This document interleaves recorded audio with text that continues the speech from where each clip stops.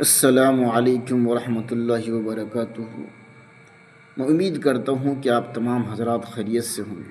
محترم سامعین، امام غزالی رحمۃ اللہ علیہ نے اپنی کتاب کے اندر ایک عجیب و غریب واقعہ لکھا۔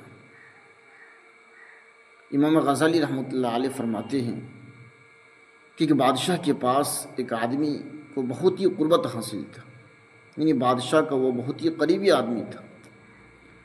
تو ایک دوسرے آدمی کو اس سے حسد ہونے لگی، اور وہ دوسرا آدمی اس آدمی سے جو بادشاہ کا قریبی آدمی تھا اس سے حسد کرنا شروع کر دیا۔ اور وہ دوسرا آدمی جو حسد کا مارا تھا وہ بادشاہ سلام کے پاس آتا ہے اور اس کی شکایت کرتا ہے، جھوٹی شکایت۔ وہ حسد کا مارا آدمی کہتا ہے، بادشاہ سلامت، وہ جو آپ کا قریبی آدمی ہے اس کا گمان یہ ہے کہ آپ منہ کی بدبو کی بیماری میں مبتلا ہیں، اور اس کی دلیل یہ ہے کہ جب وہ آپ کے پاس قریب آپ کے پاس آئیں گے تو اپنے منہ پر ہاتھ رکھ لیں گے تاکہ آپ کے منہ کی بدبو وہ نہ سونگھ سکے۔ بادشاہ سلامت نے کہا، ٹھیک ہے، ہم دیکھتے ہیں۔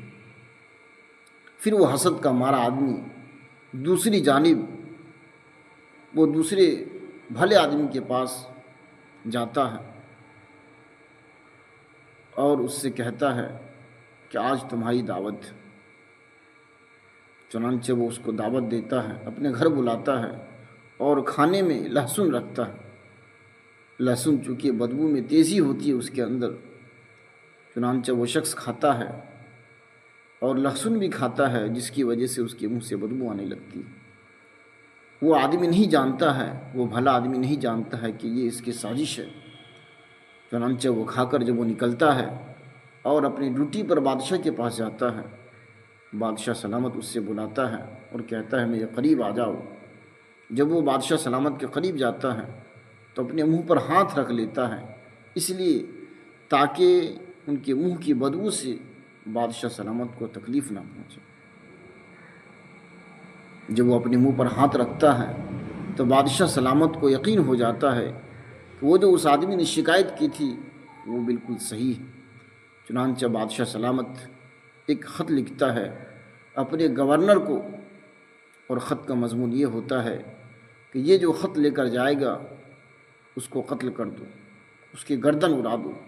چنانچہ خط لکھ کر اس پر مہر لگا دی جاتی ہے اور اس آدمی کو، اس بھلے آدمی کو بادشاہ سلامت خط دے دیتا ہے کہ جاؤ اس کو گورنر کے پاس پہنچا دو۔ چنانچہ وہ شخص اس خط کو لے کر وہاں سے نکلتا ہے اور وہ حاسد آدمی جو حسد کرنے والا تھا، حسد کا مارا تھا، وہ اس کے پیچھے پڑ جاتا ہے اور اس سے پوچھنے لگتا ہے، بتاؤ اس خط کے اندر کیا ہے؟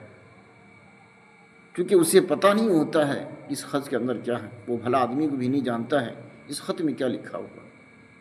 چنانچہ وہ شخص حسد کا مارا آدمی اس کے پیچھے پڑ جاتا ہے اور اسے پریشان کرنے لگتا ہے۔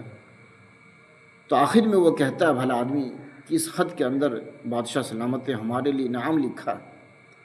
وہ حاسد آدمی کہتا ہے کہ یہ مجھے دے دو، میں اسے پہنچاؤں گا۔ بہت ضد کرنے لگتا ہے، بالآخر وہ آدمی، بھلا آدمی، وہ خط اس کو دے دیتا ہے، رحم کھا کر وہ خط اس کو دے دیتا ہے۔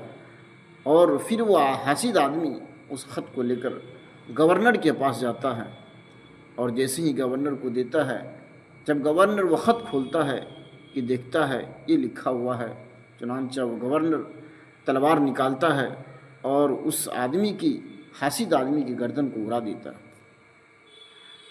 تو محترم سامعین، کہنے کا مقصد یہ ہے کہ حسد کتنی خطرناک بیماری ہے۔ حسد ایک ایسی بیماری ہے کہ جس کی جال میں انسان خود پھنس جاتا ہے، حسد کی آگ میں خود جل کر راکھ ہو جاتا ہے۔ اس لیے ہمیں حسد کرنے سے بچنا چاہیے۔